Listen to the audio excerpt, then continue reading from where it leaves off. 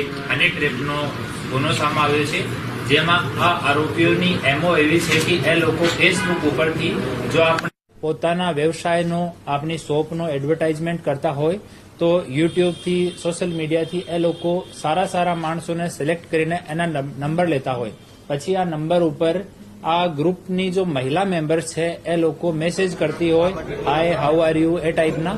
પછી જ્યારે કોઈ સામાથી માણસ રિસ્પોન્ડ કરે તો એની સાથે એ લોકો વાત કરે, 1 મહિના લગભગ સુધી વાત કરે, પછી મળવા માટે બોલાવે.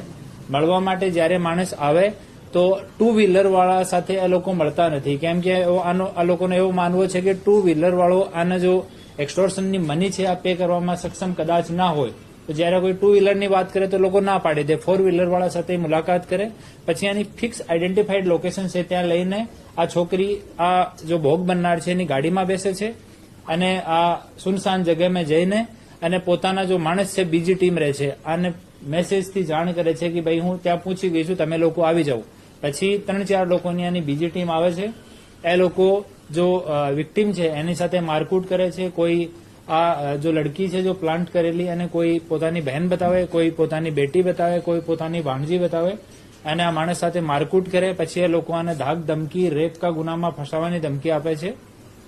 એમ કરીને એ લોકો એક્સટોર્શન કરતા હોય છે.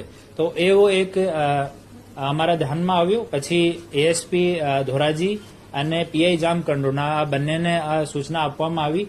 બંને ફરિયાદીને કન્વિન્સ કર્યો. ફરિયાદી ઇજ્જતના ડરથી તૈયાર ન હતા ઇનિશિયલી. પછી આને સમજ કરવામાં આવી કે એફઆઈઆરમાં કોઈ જગ્યામાં તમારું નામ નહીં આવે, અમે એફઆઈઆર પણ કોન્ફિડેન્શિયલ રાખીશું. એના પછી ફરિયાદી તૈયાર થયા ઓર આમાં એક્સટોર્શનની અને લૂંટની આમાં એ લોકો ફરિયાદીને જામકંડોનાથી બોલાયો અને આપણે જામનગરની સીમમાં એક જગ્યા ફિક્સ કરી. ત્યાં લેડીઝ કીધો કે ભાઈ ત્યાં અમારા ફાધરનું ઘર છે, તમે ત્યાં આવો. ત્યાં ગયા. પછી બાજુમાં એક સુનસાન જગ્યા લઈને ગયા. ત્યાં આની ટીમના બીજા મેમ્બર 4 આવ્યા, ફરિયાદી સાથે મારકૂટ કરી. આ લેડીઝને ત્યાંથી બીજી બાઇક પર એ લોકો ત્યાંથી રવાના કરી દીધી ઓર એ 4 માણસ લઈને ફરિયાદીને જામનગર ગયા. જામનગરમાં પીએમ આંગડિયાથી એ લોકો 50 લાખથી બાર્ગેનિંગ શરૂ કરી. પછી 6 લાખ ઉપર ફાઇનલી બાત થઈ. જામકંડોનાથી એ લોકો 6 લાખ રૂપિયા આંગડિયા કર્યા. ત્યાં જામનગરના પીએમ આંગડિયામાં એ લોકો 6 લાખ રૂપિયા લઈ લીધા.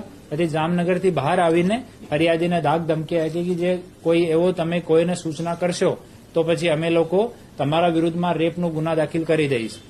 એક આ લોકોનો ઓર એમો છે કે જ્યારે એ લોકો ફરિયાદીને ટ્રેપ કરતા હોય છે ત્યારે ફરિયાદી જો કોઈ સરકારી કર્મચારીના ઘરનો માણસ હોય, વકીલના ફેમિલી મેમ્બર હોય કે પોલીસના ફેમિલી મેમ્બર હોય કે કોઈ પોલિટિશિયનના ફેમિલી મેમ્બર હોય કે કોઈ માહિતગાર માણસ હોય તો એને તુરંત લોકો છોડી દેતા હતા કે આને ટ્રેપ ન કરતા હતા. એ લોકો નોર્મલી જો 40 વર્ષથી 60 વર્ષની ઉંમરના માણસ છે એને જ ટેપ કરતા હોય છે. 2-3 ફરિયાદી ઓર અમારી ટચમાં છે જેની સાથે અમે લોકો સંપર્કમાં છીએ અને કન્વિન્સ કરી રહ્યા છીએ કે એ લોકો ફરિયાદ દાખલ કરે. આ ગુનામાં હજુ સુધી 7 આરોપીઓને અટક કરવામાં આવ્યા છે, જેમાં વિપુલ જેઠાભાઈ સુસરા રાજકોટનો રહેવાસી છે, સવજી ઉર્ફે સાગર રાજકોટનો રહેવાસી છે, વિશાલ ભીખાભાઈ પરમાર આજી ડેમ ચોકડી રાજકોટનો રહેવાસી છે, વિજય સિંગાભાઈ જોગડિયા હડમતિયા રોડ પર ફાટક પાસે રાજકોટના રહેવાસી છે. એ 4 લોકો જો છે એનો જો ભૂમિકા છે આ ગુનામાં આ છે કે એ લોકો જો ભોગ બનનાર છે એને ટ્રેપ લડકી કરી લે, એના પછી જ સુનસાન જગ્યા છે ત્યાં જઈને મારકૂટ કરવાનું અને પછી આને ગાડીમાં બેસાડીને મની લેવા સુધીનું કામ એનું છે.